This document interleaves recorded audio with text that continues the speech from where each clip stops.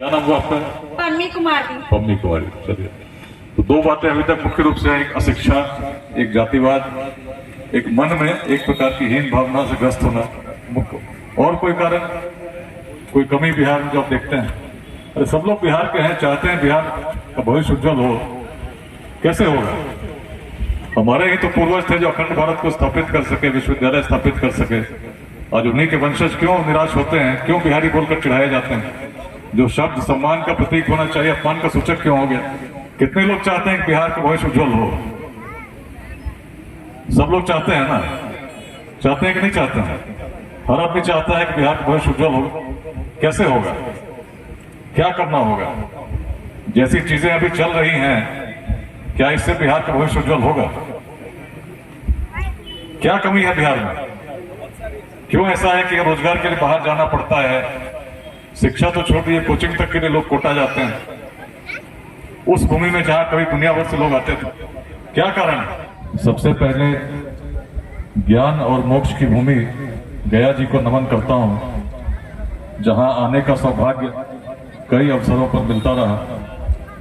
बांके बाजार प्रखंड का नाम भी सुनता रहा हूं, इच्छा थी कि कभी जाकर देखूं, लेकिन आज जब आपके समक्ष तिलैया आया हूं तो यहाँ की प्रतिभा को देखकर हतप्रभ हूं, अत्यंत आशान्वित हूं और बहुत प्रसन्न हूं। छोटे से बालक, इसका नाम भी चंद्र प्रताप था, जब बोल रहे थे तो लग रहा था कितनी ऊर्जा इस पूरे क्षेत्र में है। वैसे ही उमेरा खान,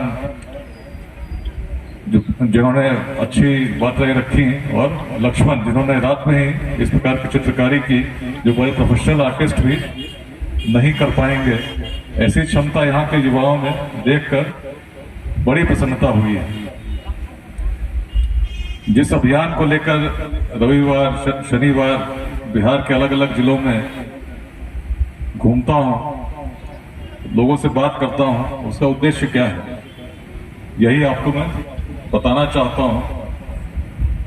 समय कम है, लेकिन इस कम समय में जो गूढ़ बातें हैं, जिनको यदि हम समझ लें तो अपने जीवन काल में उस बिहार को स्थापित कर सकेंगे जिसमें शिक्षा के लिए और रोजगार के लिए किसी को बाहर जाने की आवश्यकता न हो, निश्चित होगा। यदि बिहार की दृष्टि क्या थी, संदेश क्या था, उसको हम समझ लें, अपने ही भूमि का संदेश समझ लें, तो अपने भूमि के उत्कर्ष को हम निश्चित प्राप्त करेंगे। हम लोग उस मगध की प्राचीन भूमि में हैं, जिस मगध का शौर्य अद्भुत। भगवान श्री कृष्ण ने भी महाभारत में कहा कि राजा जरासंध के कारण, उनके भय के कारण उन्हें अपनी राजधानी मथुरा से द्वारका ले जानी पड़ी। उस प्राचीन काल में अलेक्जेंडर द ग्रेट यवन सैन्य के साथ चलकर आए, पूरे विश्व को जीतने आए थे, जीतते गए, पूरा यूरोप जीत गए, पर्शिया जीत गए। भारत के जब सीमांत पर आए, युद्ध हुआ, पहला युद्ध, पहला प्रतिकार तक्षशिला के पढ़ने वाले उन विद्यार्थियों से हुआ जिनके आचार्य इसी मगध की भूमि के विष्णुगुप्त चाणक्य थे। पंचनद में हुआ, और तब जब मगध के बारे में पता चला तो यवन सैनिकों में भय का वातावरण इस प्रकार व्याप्त हुआ, जब उन्होंने सुना कि जब मगध की सेनाएं चलती हैं तो उनकी धूल में सूर्य भी छिप जाता है। ऐसा भय हुआ कि जो विश्व विजय की कामना लेकर चले थे, लौटना पड़ गया था। क्या बात थी?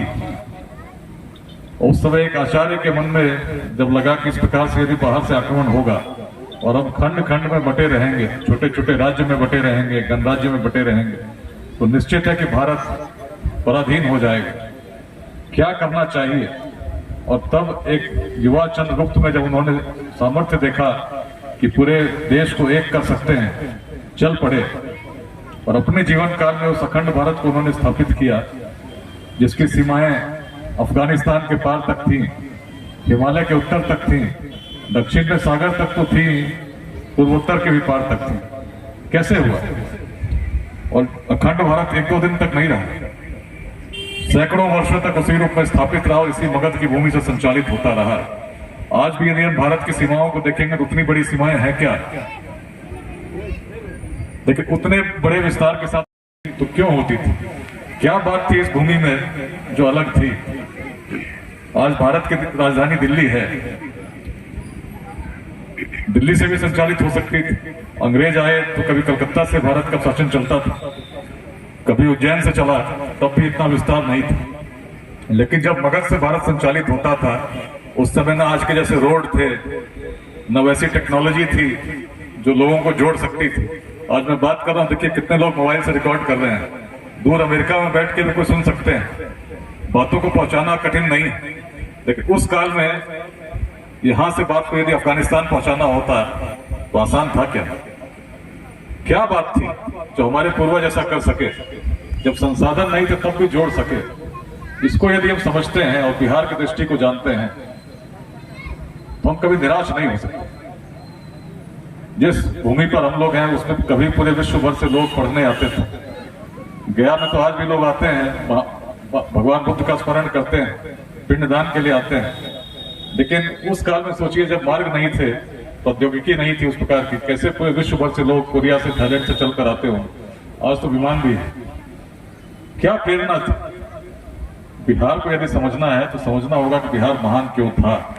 और आज यदि हम सुनते हैं कि बिहार पिछड़ा राज्य है तो अच्छा लगता है क्या? कितने लोग चाहते हैं कि बिहार का भविष्य उज्जवल हो? सब लोग चाहते हैं ना? चाहते हैं कि नहीं चाहते हैं?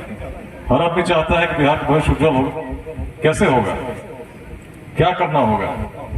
जैसी चीजें अभी चल रही हैं, क्या इससे बिहार का भविष्य उज्जवल होगा? क्या कमी है बिहार में?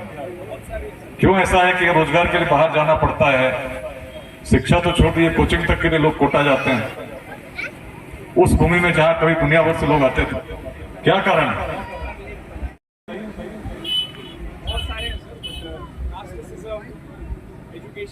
माइक अभी दीजिए, लोग पहले आपसे सुनते हैं क्या कमी है, क्यों बिहार में क्यों रोजगार के लिए बाहर जाना पड़ता है?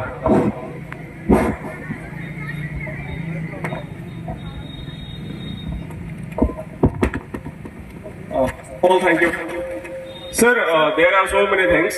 यहाँ पे हम नोट डाउन कर सकते हैं कि कास्टिज्म, इंडस्ट्रियलाइजेशन का एस्टेब्लिश न होना, और लोगों के माइंड में एक स्टेरियोटाइप होना कि they are inferior to other states person, और इस तरीके की चीजें। एंड हम काफी ज्यादा ओपन नहीं है। अभी एक सर यहाँ पे बोल के गए कि सरकारी नौकरी लेना is a epitome that you are developing, but I do not agree with it sir. अगर हम सभी फील्ड में जाएं, वो बहुत सारे नाम भी बताइएगा सब लोग। My name is Ankush Kumar Singh sir.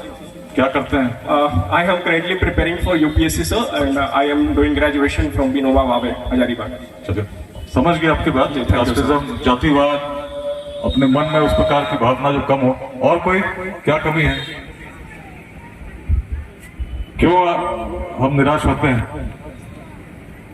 कोई महिला बोलना चाहे इधर से, देखिए क्या कमी है बिहार में? और क्या कारण थे कि जब कुछ नहीं था तब यदि हम भारत का नेतृत्व कर सकते थे, तो आज क्या कारण हो गया कि हम पिछड़े राज्यों में गिने जाते हैं? क्षमता कम है क्या? हमारे ही तो पूर्वज थे जो अखंड भारत को स्थापित कर सके, विश्वविद्यालय स्थापित कर सके। आज उन्हीं के वंशज क्यों निराश होते हैं? क्यों बिहारी बोलकर चिढ़ाए जाते हैं? जो शब्द सम्मान का प्रतीक होना चाहिए अपमान का सूचक क्यों हो गया? क्या नाम हुआ आपका? पम्मी कुमारी। पम्मी कुमारी। चलिए, तो दो बातें अभी तक मुख्य रूप से, एक अशिक्षा, एक जातिवाद, एक मन में एक प्रकार की हीन भावना से ग्रस्त होना मुख्य। और कोई कारण, कोई कमी बिहार में जो आप देखते हैं? अरे सब लोग बिहार के हैं, चाहते हैं बिहार का भविष्य उज्जवल हो। कैसे होगा? सर, बिहार में सबसे बड़ा कमजोरी है तो बिहार के मैं फिर से बोलिए, आवाज आई नहीं। सर, बिहार में जो सबसे बड़ा कमजोरी है वो है करप्शन, जो बिहार के लीडर बनाते जा रहे हैं। आज हम जल्दी में ही कुछ महीने पहले न्यूज सुने थे कि बिहार में कुंभ बना का उद्घाटन हुआ। मैं समझ गया आपकी बात। क्या नाम हुआ आपका? निशी कुमारी। निशी कुमारी। निशी कुमारी का कहना है भ्रष्टाचार